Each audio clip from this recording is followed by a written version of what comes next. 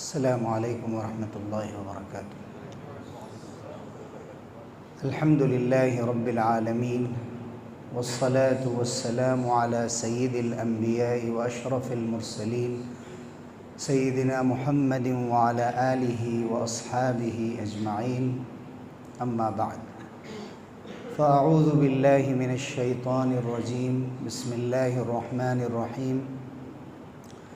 یا ایہا الذین آمنوا کتب علیکم الصیام کما کتب علی الذین من قبلکم لعلکم تتقون۔ میرے محترم بزرگوں، عزیز بھائی اور دوستوں، اللہ تعالیٰ کا خاص فضل و احسان ہے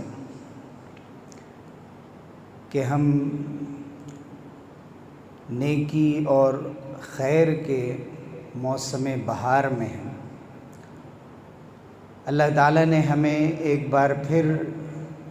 رمضان المبارک عطا فرمایا ہے، ہمیں اس کے روزوں کی توفیق دی ہے، تراویح کی اور قیام اللیل کی توفیق دی، اور بہت سی وہ نیکیاں جن کی طرف توجہ نہیں ہوتی ہے عام دنوں میں، اللہ تعالیٰ نے ایک خاص ماحول کی وجہ سے ہمارے لیے ان نیکیوں کا کرنا آسان فرما دیا، اس لیے کہ حضور اکرم صلی اللہ علیہ وسلم نے فرمایا کہ جب رمضان کی پہلی رات ہوتی ہے، اذا کان اول لیلۃ من رمضان فتحت ابواب الجنہ فلم یغلق منها باب، جنت کے دروازے کھول دیے جاتے ہیں، کوئی دروازہ بند نہیں کیا جاتا۔ وَتُغْلَقُ أَبْوَابُ جَهَنَّمَ فَلَمْ يُفْتَحْ مِنْهَا بَابٌ أَوْ غُلِّقَتْ أَبْوَابُ جَهَنَّمَ، جہنم کے دروازے بند کر دیے جاتے ہیں اور کوئی دروازہ اس میں سے کھولا نہیں جاتا۔ وَصُفِّدَتِ الشَّيَاطِينُ وَمَرَدَتُ الْجِنِّ، شیطانوں کو اور سرکش جنوں کو بیڑیوں میں جکڑ دیا جاتا ہے کہ وہ وسوسے نہ ڈال سکیں، لوگوں کو بہکا نہ سکیں، اور لوگ پوری طرح سے متوجہ ہو کر شوق کے ساتھ، رغبت کے ساتھ اللہ تعالیٰ کی طرف راغب رہیں، عبادت کرتے رہیں۔ اور اسی حدیث میں آخر میں فرمایا گیا کہ وَيُنَادِي مُنَادٍ، اور ایک آواز لگانے والا آواز لگاتا ہے، ندا دینے والا ندا لگاتا ہے کہ یا باغی الخیر اقبل و یا باغی الشر اقصر،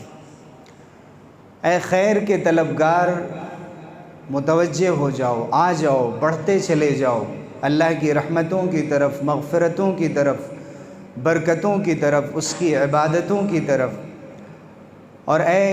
شر کے طالب، برائی کا ارادہ کرنے والے، اور جس کے دل میں کسی قسم کا غلط خیال ہو، ٹھہر جاؤ، رک جاؤ۔ وَذَلِكَ كُلَّ لَيْلَةٍ، اور ہر رات اللہ کی جانب سے یہ صدا لگوائی جاتی ہے اور اللہ کے بندوں تک پہنچتی ہے۔ وَلِلَّهِ عُتَقَاءُ مِنَ النَّارِ، اور اللہ کے لیے جہنم سے بہت سے لوگوں کو ہر رات آزاد کر دیا جاتا ہے۔ ایسا لگتا ہے کہ اسی صدا اور ندا اور اسی آواز کا اثر ہے کہ اللہ تعالیٰ بہت سے ایسے بندوں کے دلوں میں بھی خیر اور نیکی کا جذبہ پیدا فرما دیتے ہیں، مسجدوں سے ان کو جوڑ دیتے ہیں، روزوں کی توفیق عطا فرما دیتے ہیں، جو عام دنوں میں غفلت میں زندگی گزارتے ہیں، گناہوں میں زندگی گزارتے ہیں، فرض نمازیں بھی چھوڑ رہے ہوتے ہیں، گناہوں میں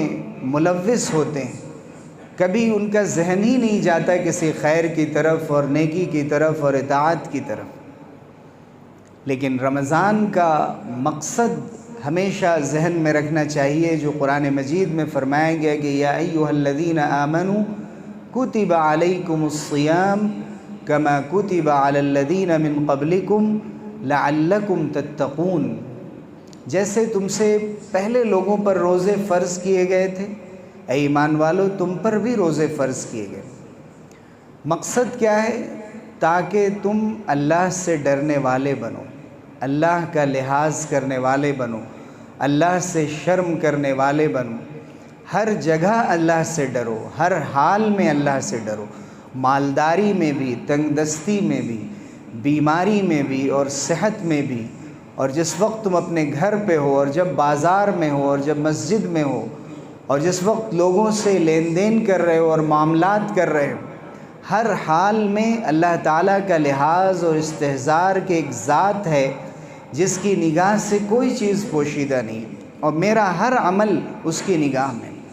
اگر میرا ہر عمل اس کی نگاہ میں ہے تو پھر اللہ تعالیٰ کے سامنے ہم کیا منہ دکھائیں گے؟ کیا ہمیں شرم نہیں آتی ہے اس نیت کے ساتھ اور اس خیال کے ساتھ عبادت کرتے ہوئے کہ جیسے ہر سال ہم صرف رمضان میں عبادتیں کر لیتے تھے اور کوئی نیت ہم نے نہیں کی اور کچھ اللہ سے مانگا بھی نہیں، کچھ سوچا بھی نہیں، ارادہ بھی نہیں کیا کہ میں اپنی آنے والی زندگی کو تبدیل کر کے رہوں گا،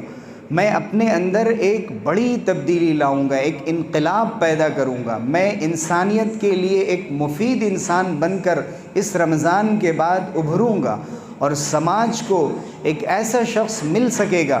جو کام آ سکے، لوگوں کے انسانیت کے کام آ سکے، لوگوں کے دکھ درد کو سمجھ سکے، لوگوں کے لیے وہ ان کی خوشی اور غم میں شریک ہو اور یہ سمجھ سکے کہ لوگوں کی ضرورتیں کیا ہیں، اور اس کے ساتھ ساتھ اللہ تعالیٰ سے اس کا تعلق سچا ہوگا، چونکہ اللہ کے ہاں دھوکے نہیں چلتے، اللہ تعالیٰ کے ہاں دکھاوا نہیں چلتا، اللہ رب العزت کے یہاں ریاکاری کی بنیاد پر کوئی عمل بھی کیا جائے تو اسے قبول نہیں کیا جاتا۔ اس لیے ہم دنیا میں چند دنوں کے لیے اور کچھ لوگوں کو خوش کرنے کے لیے یا خود اپنے ضمیر کو کسی طرح مطمئن کرنے کے لیے اسلام کے کچھ ظاہری حصوں پر عمل کر لیں اور یہ سمجھیں کہ ہم نے ایک بوجھ اتار دیا اور سال بھر کے کام سے ہم فارغ ہو گئے، اس لیے کہ ایک مہینے ہم نے بہت مجاہدہ کیا، گویا ہم نے رمضان کے مقصد کو فراموش کر دیا، نظر انداز کر دیا۔ آخر ایک مہینے کا روزہ کیوں رکھوایا جاتا ہے؟ ایک مہینے کا یہ ماحول کیوں تبدیل کیا جاتا ہے؟ تاکہ آگے جو 11 مہینے آنے والے ہیں ان میں ہم اپنے آپ کو ایک سچا مومن، ایک مخلص مومن، ایک کامیاب مسلمان، دنیا اور آخرت میں دنیا والوں کے لیے بھی پسندیدہ اور محبوب اور ایک ایسا شخص کہ جو فکر مند ہو اور انسانیت نواز ہو، درد مند ہو، اور اس کے ساتھ ساتھ اپنی آخرت کو سنوارنے کے لیے بھی متوجہ ہو۔ وہ جہاں کہیں بھی ہو، وہ ایک باپ کے کردار میں ہو تو ایک کامیاب باپ کے کردار میں ہو، وہ اگر ایک شوہر ہو تو ایسا شوہر ہو کہ جس سے شکایت نہ ہو، وہ ایک بیوی ہو تو وہ فرما بردار اور اطاعت گزار ہو،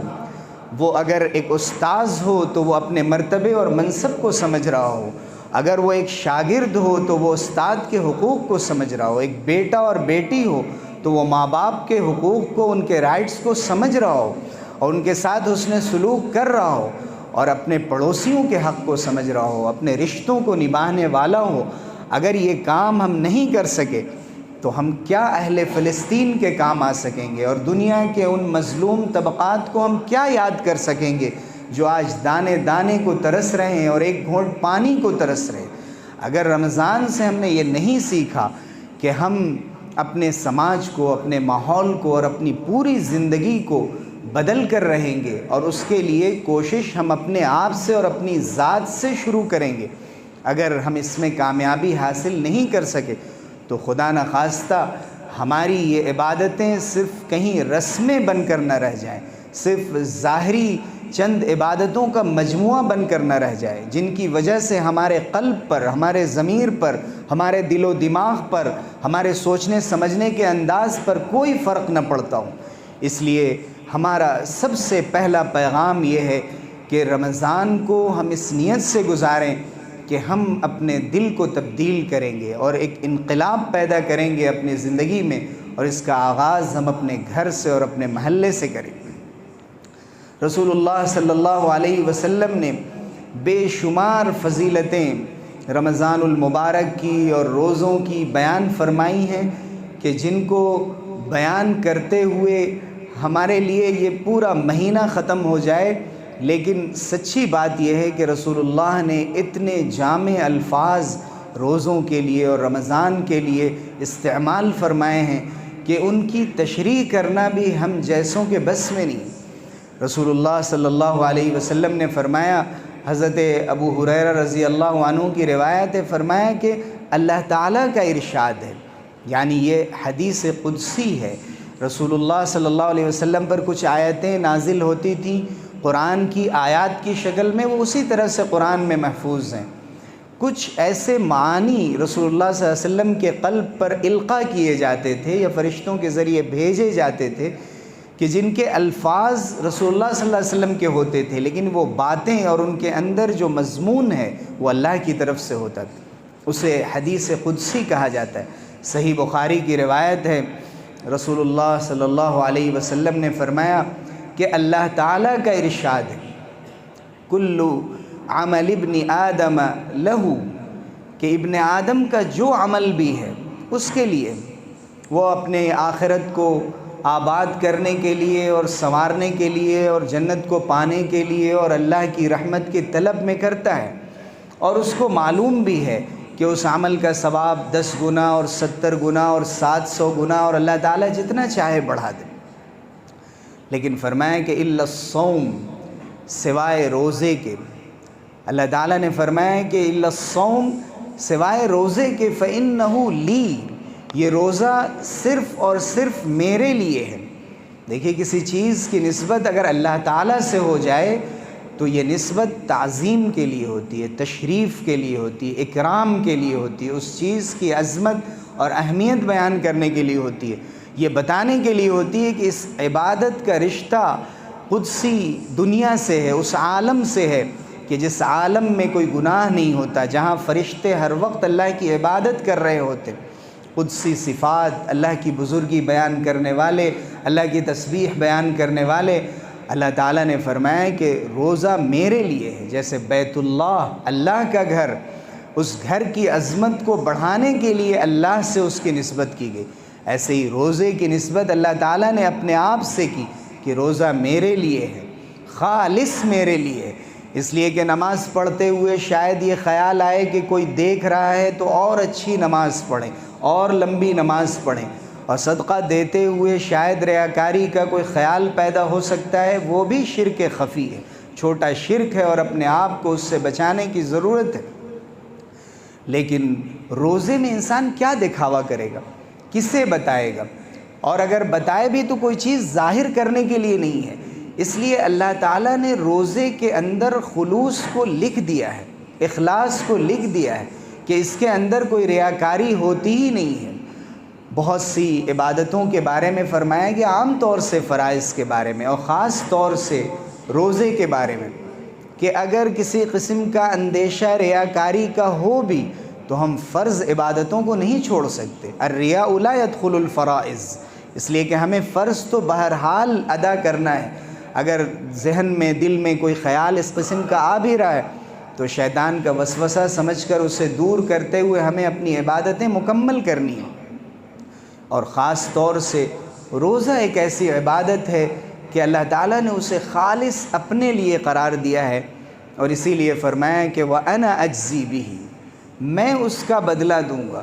کتنا بدلہ دوں گا، کس انداز سے دوں گا، کتنا عطا کروں گا، نہیں بتایا۔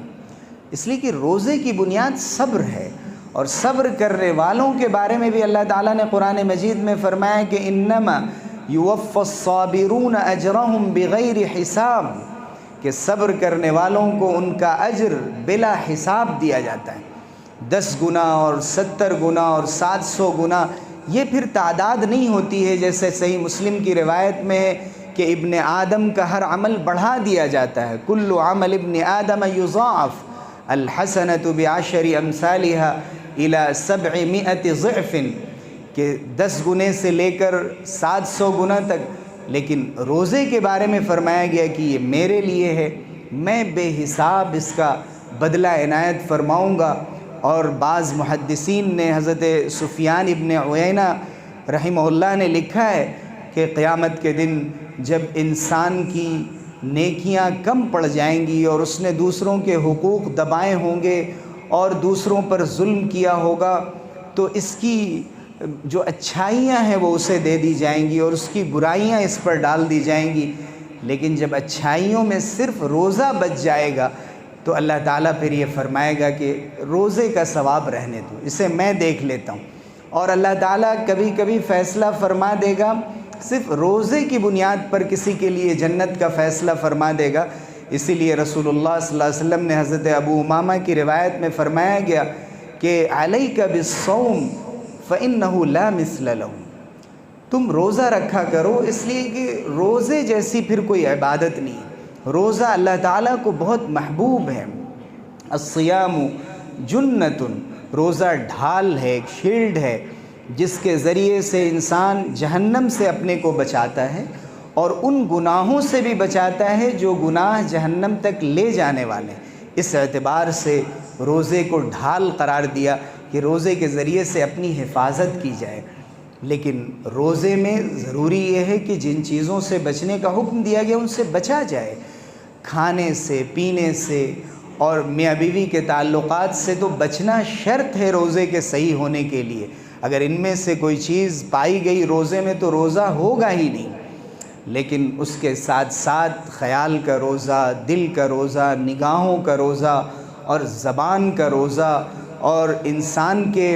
عمل کا روزہ، یہ بھی وہ روزے ہیں کہ جب ہم نے اللہ کے لیے اس کی جائز چیزوں کو چھوڑ دیا جو اس نے جائز کر رکھی تھی اور روزمرہ ہم ان کا استعمال کر رہے تھے، حلال تھی، ہمارے ہاتھوں کی کمائی ہوئی تھی، اس کے باوجود بھی ہم اسے چھوڑ رہے ہیں۔ کوئی نہیں جانتا ہے، تنہائی میں ہے اور آسانی سے گرمی کی شدت کو ختم کرنے کے لیے پانی کا ایک گلاس لیا جا سکتا ہے،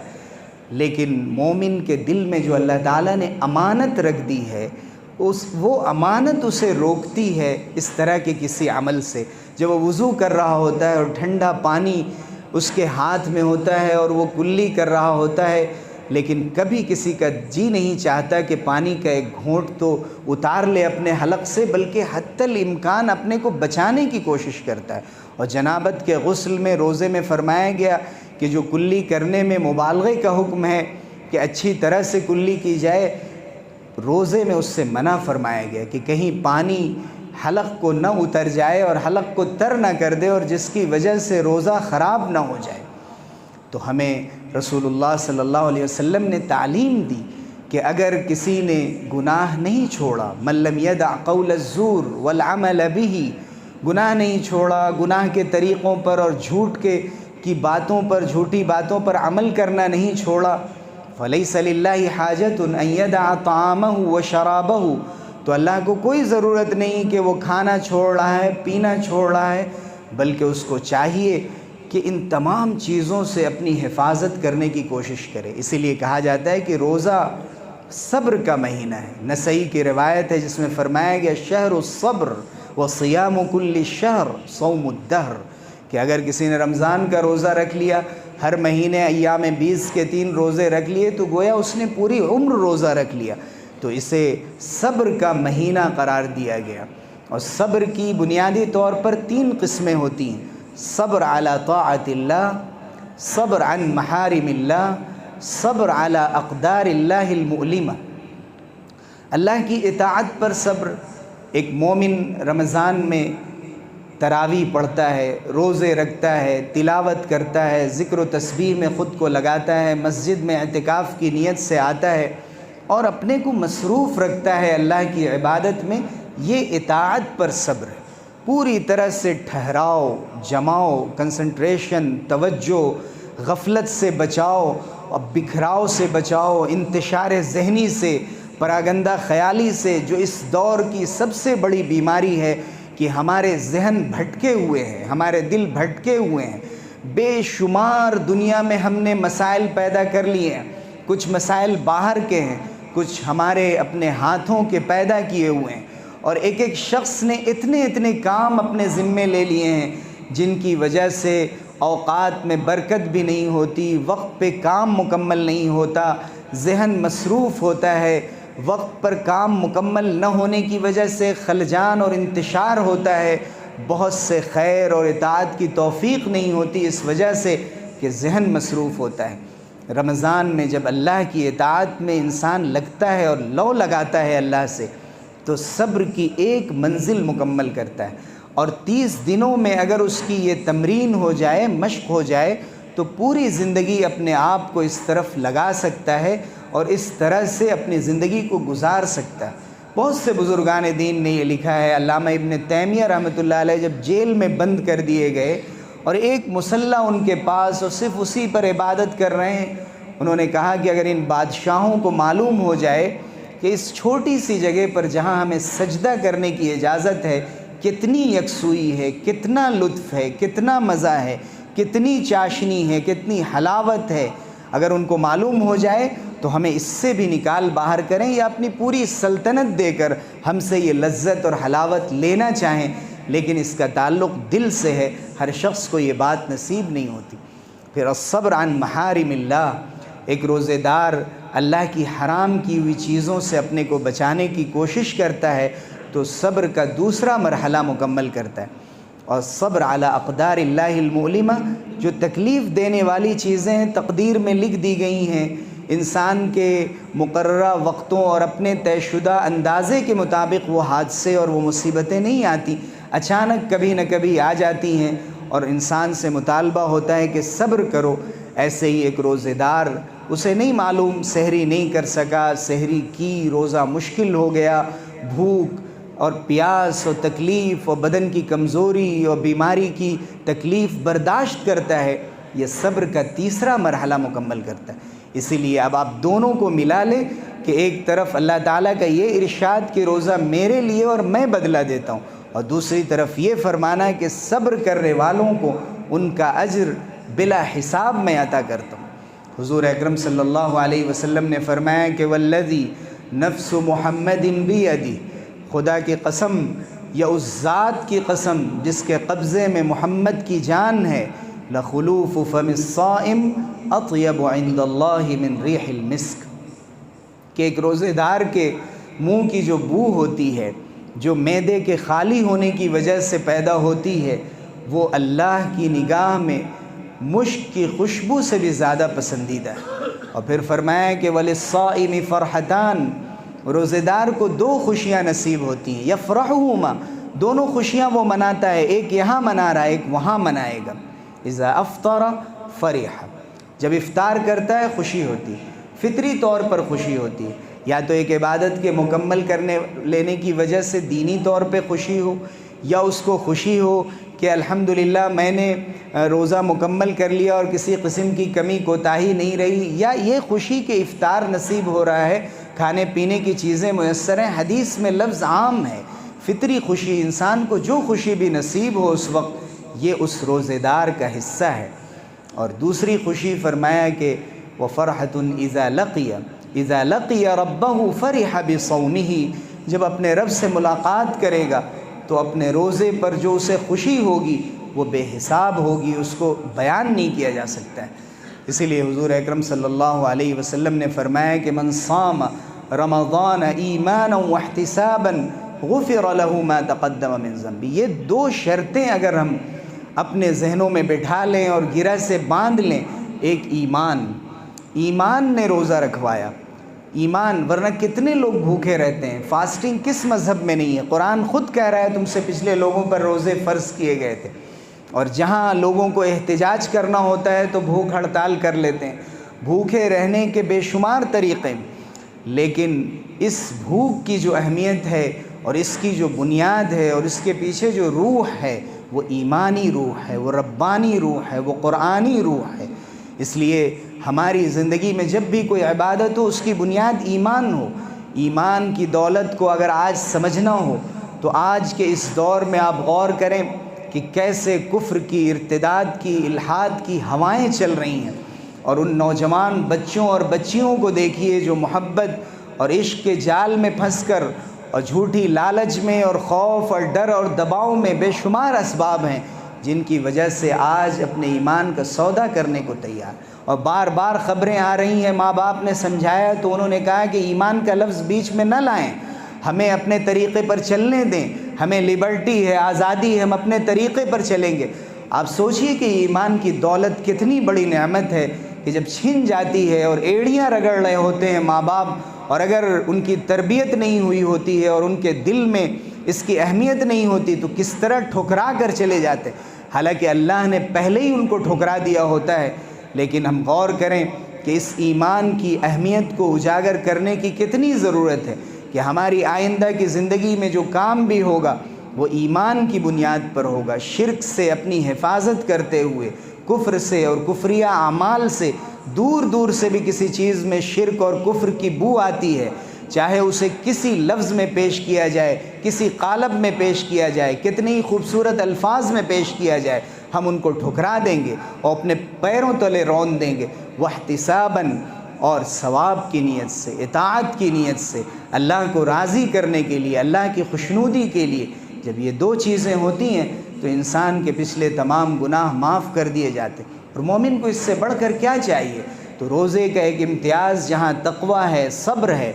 وہیں ایک بہت بڑی خوبی اور ایک بہت بڑا مقصد مواسات ہے۔ شہر المواسات فرمایا گیا، ہمدردی، غمخواری، کسی کے کام آنا، دل بدستاور کے حج اکبر است۔ اگر آپ کسی کا دل جیت لیں اور اس کے دل کی مراد سمجھ لیں اور اس کی دعاؤں میں اپنی جگہ بنا لیں بغیر اس کی ضرورت کے اظہار کے، اور یہ سمجھ کر کہ اس کو میری ضرورت ہے، اللہ نے آج مجھے دولت دی ہے لیکن وہ محتاج ہے، وہ بھوکا ہے، وہ بے لباس ہے، اس کو میرے کھانے کی ضرورت ہے، میری طرف سے اسے لباس پہنانے کی ضرورت ہے۔ اگر کوئی اس بات کو سمجھ لے تو وہ ایمان کے تقاضے کو پورا کر رہا ہے، اور رمضان اس کے لیے بہترین موقع ہے۔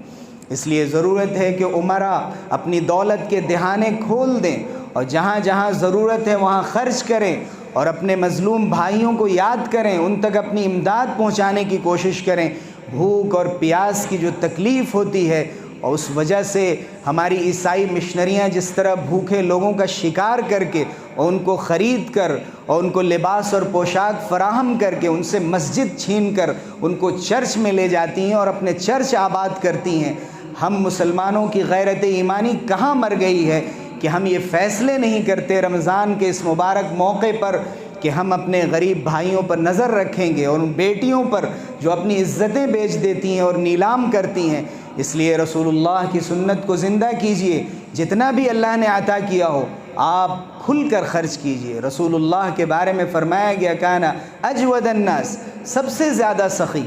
وکان اجود ما یکون فی رمضان حین یلقاہ جبریل، جب جبریل ملتے تو رمضان میں حضور سب سے زیادہ سخی ہو جاتے۔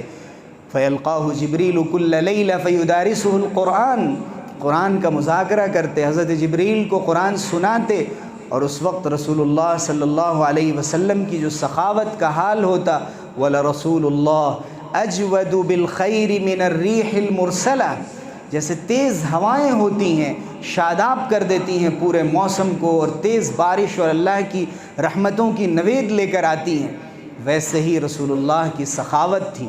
رسول اللہ گن گن کر خرچ نہیں کرتے تھے، بلکہ رمضان میں دیکھتے تھے کہ کوئی آس پاس ایسا نہ ہو کہ جو بھوکا رہ جائے، ہم اپنے دسترخوان پہ بیٹھا کے کھلانے کا حوصلہ پیدا کریں۔ صرف دے دینا اور بانٹ دینا کافی نہیں ہے، بلکہ اسلام کا امتیاز یہ ہے کہ یہ طبقات میں بٹا ہوا نہیں ہے، یہاں کوئی شودر نہیں ہے، یہاں کوئی پچھڑا ہوا نہیں ہے، اسلام نے مساوات دی ہے، اور الحمدللہ مسلمانوں کے اندر یہ جذبہ ہے۔ اللہ تعالیٰ نے بڑے بڑے ان لوگوں کو جن کو دولتیں عطا فرمائی ہیں، اپنے خادمین کو اور اپنے خدام اور خدمت گزاروں کو اپنے دسترخوان پہ بیٹھانے کا حوصلہ رکھتے ہیں، اور یہ کر کے وہ حضور اکرم صلی اللہ علیہ وسلم کی سنت ادا کرتے ہیں۔ آج ضرورت ہے کہ ہم ان سنتوں کو زندہ کریں اور پورے جذبہ ایمانی کے ساتھ اور اللہ تعالیٰ سے ثواب اور اطاعت کی طلب کے ساتھ اور توفیق کے ساتھ رمضان کا مہینہ گزاریں۔ اللہ تعالیٰ ہم سب کے لیے رمضان کے روزے اور تراویح اور قیام اللیل اور تمام نیکیوں کے کام آسان فرمائے، اور معاصی اور آثام سے، گناہوں سے ہم سب کی حفاظت فرمائے۔ آمین۔ وآخر دعوانا الحمدللہ رب العالمین۔